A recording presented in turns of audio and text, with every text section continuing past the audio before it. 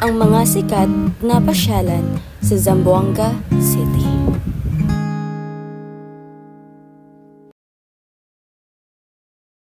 Halina't bigyang pansin ang kagandahan na mayroon ang Metropolitan Cathedral sa Zamboanga City ay isang napakagandang simbahan na isang makaysaysayang gusali na may malaking halaga sa kultura at relihiyon ng mga taga-Zamboanga.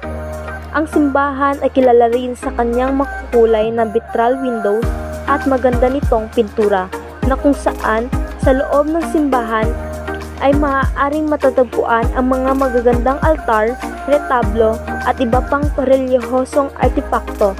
Ito ay isang magandang lugar para sa mga debosyon at pagdarasal. Hindi lamang isang lugar ng pananampalataya ang Metropolitan Cathedral. Ito rin ay isang tanyag na tourist spot sa Zamboanga City na mapahanggang ngayon ay maraming mga bisita ang dumadayo upang masaksihan ang kahangang-hangang kagandahan ng simbahang ito. Ang Metropolitan Cathedral sa Zamboanga City ay isang kahangang-hangang gusali na nagpapakita ng mayamang kasaysayan at kultura ng lungsod. Ito ay isang lugar na dapat bisitahin ng sinumang nais magmasid ng kagandahan ng arkitektura at makaranas ng katahimikan ng pananampalataya. Ang SM City sa Zamboanga ay isang kilalang destinasyon para sa maraming tao sa lugar. Isa sa mga dahilan kung bakit ito ay dinadayo ng maraming tao ay ang kagandahan at modernidad ng mall. Mayroon itong malawak na espasyo para sa shopping, dining at entertainment. Ang mga tao ay nagpupunta sa SM City upang mamili ng mga sikat na tatak, mag-enjoy ng iba't ibang pagkain sa mga restaurant at mapanood ang mga pelikula sa kanilang sinehan. Bukod dito, marami rin itong iba't ibang aktibidad at events na nagbibigay ng kasiyahan at aliw sa mga bisita. Ang SM City sa Zamboanga ay hindi lamang isang mall, kundi isang lugar ng pagsasama-sama, libangan at kasiyahan para sa mga residente at turista sa lugar. Ang kagandahan ng Lantawan Grassland sa Zamboanga City ay hindi matatawaran. Ito ay isang natatanging tanawin na nagbibigay diin sa kagandahan ng kalikasan sa lugar at malawak na damuhan. Ang Lantawan Grassland ay nagbibigay ng sariwang tanawin at kalmadong kapaligiran para sa mga bisita at taga-lugar.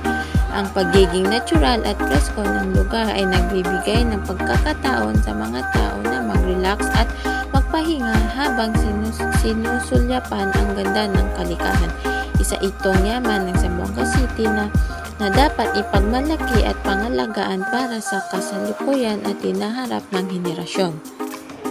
Ang El Museo de Zamboanga ay kilala sa kanyang mga makasaysayang koleksyon ng mga artipakto, kasangkapan at mga artipaktong pilak.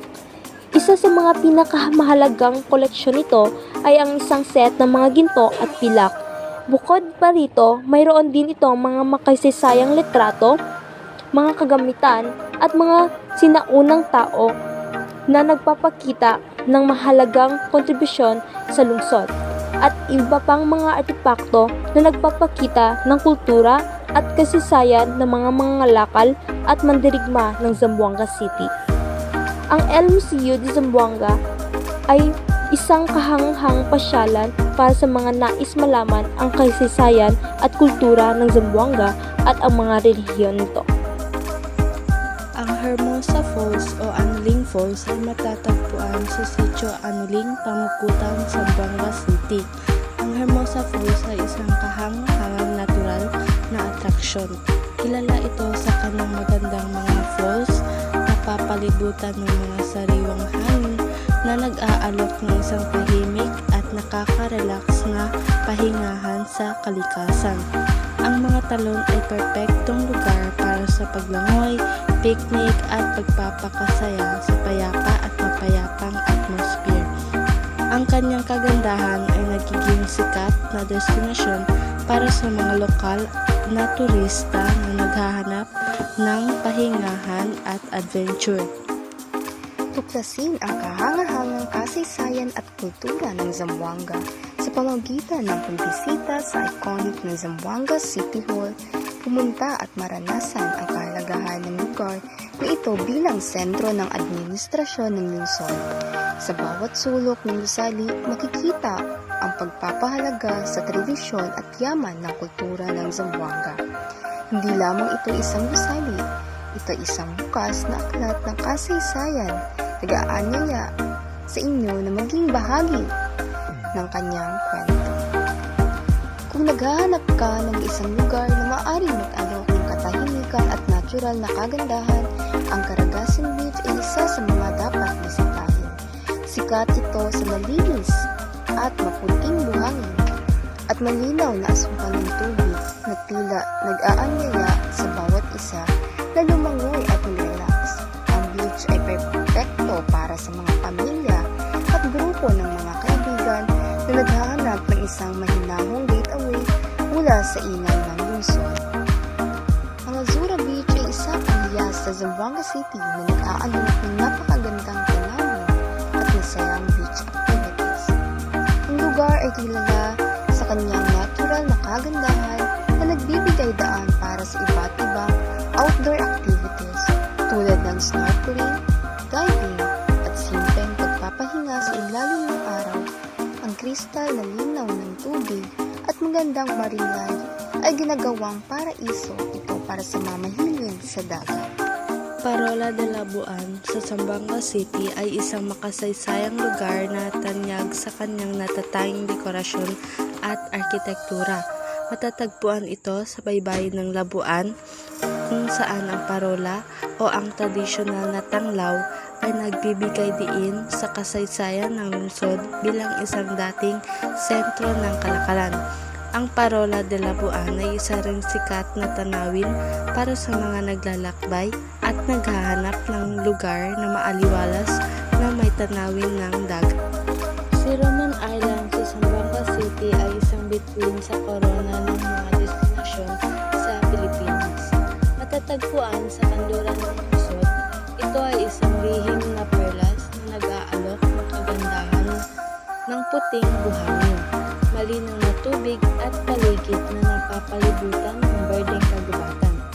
Ang isla ay hindi lamang isang lugar para sa mga naglalakbay na naghahanap ng isang pahingahan, kundi pati na rin para sa mga naghahanap ng pakikisalamuha sa kalikasan.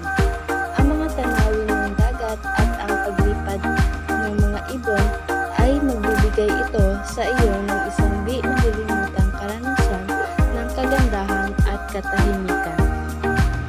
Ang Paseo del Mar sa Zamboanga City ay isang sikat na destinasyon para sa mga lokal at turista. Matatagpuan ito malapit sa dagat, nag-aalok ng magandang tanawin ng karagatan at iba't ibang mga aktibidad para sa pamilya at mga kaibigan. Mayroong mga palaruan para sa mga bata, mga pwesto ng pagkain na nag-aalok ng mga lokal na pagkain Zamboangueño, at mga tindang ng souvenir para sa mga naglalakbay. Isa itong mahusay na lugar upang mamasyal, mag-relax at tamasahin ang ganda ng mga kapaligiran ng Zamboanga City. Ang Pasunangka Park sa Zamboanga City ay isang tampok na destinasyon na puno ng kagandahan ng kalikasan at makabagong pasilidad. Matatagpuan ito sa isang malawak na lugar na may magagandang tanawin ng mga puno, harding at mga bulaklak. Ang sentro ng park ay may malaking swimming pool na popular sa mga lokal at turista para sa pagpapalalim sa may iba't ibang lugar. Bukod dito, mayroon din mga kwarto para sa picnic, mga playground para sa mga bata, at mga pasyalan para sa mga naglalakbay.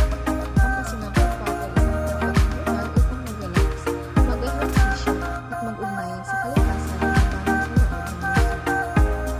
Ang Canela Barter Trade Center sa Zamboanga City ay isang tanyag na pasyalan at komersyal na lugar kung saan maaaring makahanap ng mga tao ng iba't ibang uri ng produkto mula sa iba't ibang kultura at mga kalapit na bansa tulad ng Malaysia at Indonesia.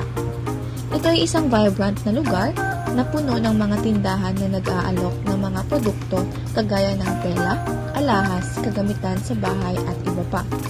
Ang lugar ay kilala rin para sa kanyang mga tradisyonal na bilhan at barter. kung saan maaaring makipag-deal ang mga mamimili sa mga nagtitinda upang makahanap ng magandang halaga para sa kanilang mga binibili. Bukod sa pagiging isang lugar ng kalakalan, ang kanilang barter trade center ay isang kultura na landmark na nagpapakita ng kasaysayan at kultura ng mga taong Zamboanga at mga kalapit na lugar.